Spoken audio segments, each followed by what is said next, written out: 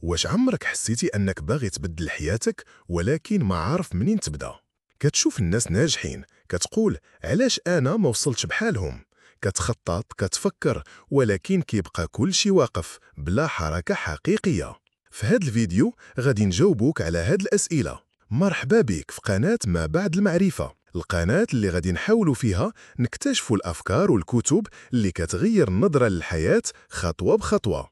اليوم جايب لك ملخص واحد من أقوى كتب التنمية الذاتية، العادات الذرية لجيمس كلير. كتاب كيقول لنا ماشي حياتك اللي خاصها تبدل، انت هو اللي خاصك تبدا.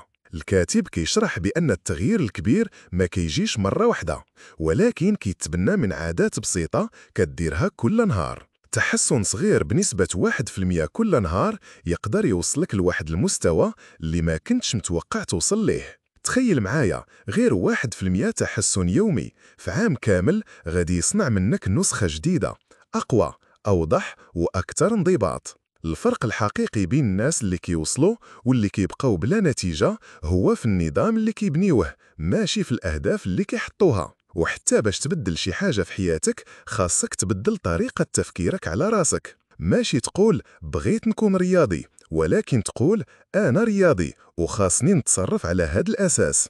هوية جديدة كتساوي عادات جديدة، ومنين كتستمر حتى بلا ما تشوف النتيجة في البداية كيجي داك النهار اللي كل شي كيتغير.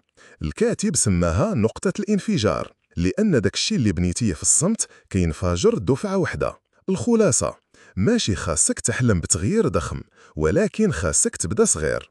عادة وحدة بسيطة كل نهار، وغادي تكتشف راسك من جديد بعد شهور قليلة. إلى عجبك هذا الفيديو ما تنساش تشترك في القناة وتدير لايك وتبارطاجيه مع شي حد باغي يتغير، وكتب لي في التعليقات شنو أول عادة صغيرة ناوي تبدا بها.